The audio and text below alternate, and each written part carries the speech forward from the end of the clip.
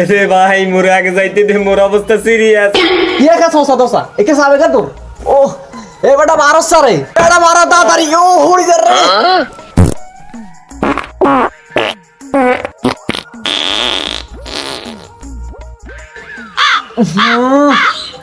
বেড়া যা তুই আগে যা, মোর কাম সারছে। এত গন্ধ কা তুই মনে কাশিমের দনে বেজ হয়ে গেছিস কেন? হালা মনে গরু হাসা খাইয়ে আইছে। এই হালা মনে এক হাত দিনও আগে না কি গন্ধ। আরে আয় তো রাজি হইতাম বলি সাইয়ের না উপদেষ্টা হিসেবে।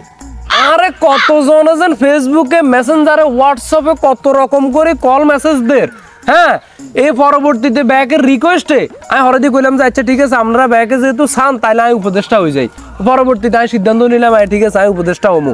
আজকে আমি উপদেষ্টা হিসেবে আপনাকে ব্যাকের সামনে ইয়ে না আইসি। ঠিক আছে আপনারা ব্যাকে কোন কার কি দাবি, ব্যাকের দাবিগুলো মানে নিবার লাই বলে চেষ্টা করুন।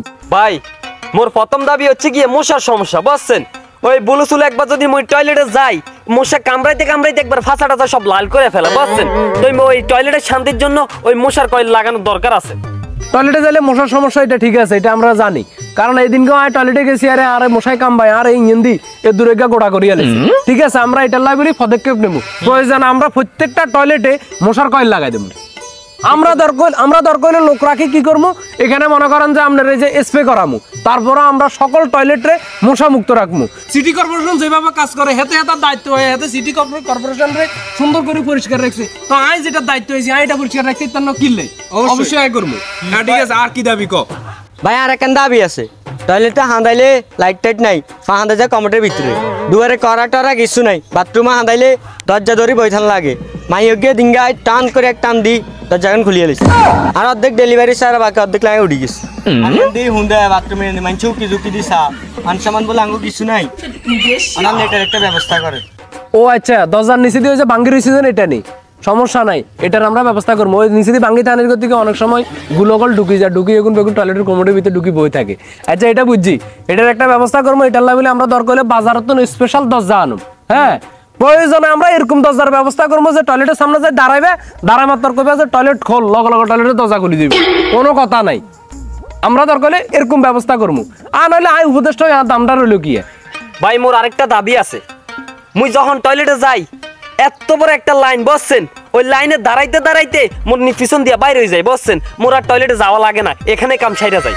এরে মুকলিদ যা কথা তো বড় বড় কস, তুই কাশিমের দনে হসা গলা খাই 5 মিনিট অপেক্ষা করতে রসা আইয়ে মত বলস করে এনে ফ্যান ভরে ছাই দেস। ওই বেটা ফসা গলা কি মুই একলা খাই? বেটা তুই তো খাস যাইয়া যাইয়া।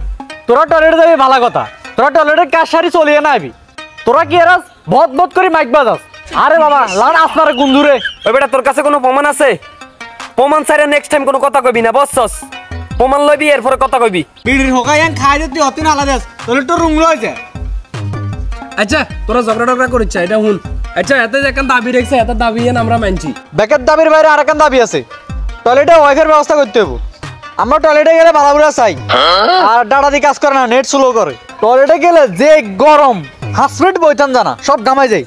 গরমের বিষয় নাকি? গরমের লাগে কোনো টেনশন নাই, দরকার হলে আমরা এখানে ফ্যান লাগাই দেবো। আর এই আঙ্গুর টয়লেটের ব্যবস্থা দেখবো এরকম যে তুই এখানে বালিশ লই যাই ঘুম যাইতে বলি হারিবে, এরকম ব্যবস্থা আমরা করে দেবো। এখানে ফ্যান লাগামো, প্রয়োজন আমরা এসি লাগামো, সমস্যা নাই। যদি আঙ্গো 1 টন এসি লাগে 1 টন লাগামো, 1.5 টন লাগলে 1.5 টন লাগামো, 2 টন এসি লাগলে 2 টন এসি লাগাই দেবো টয়লেটের ভিতরে।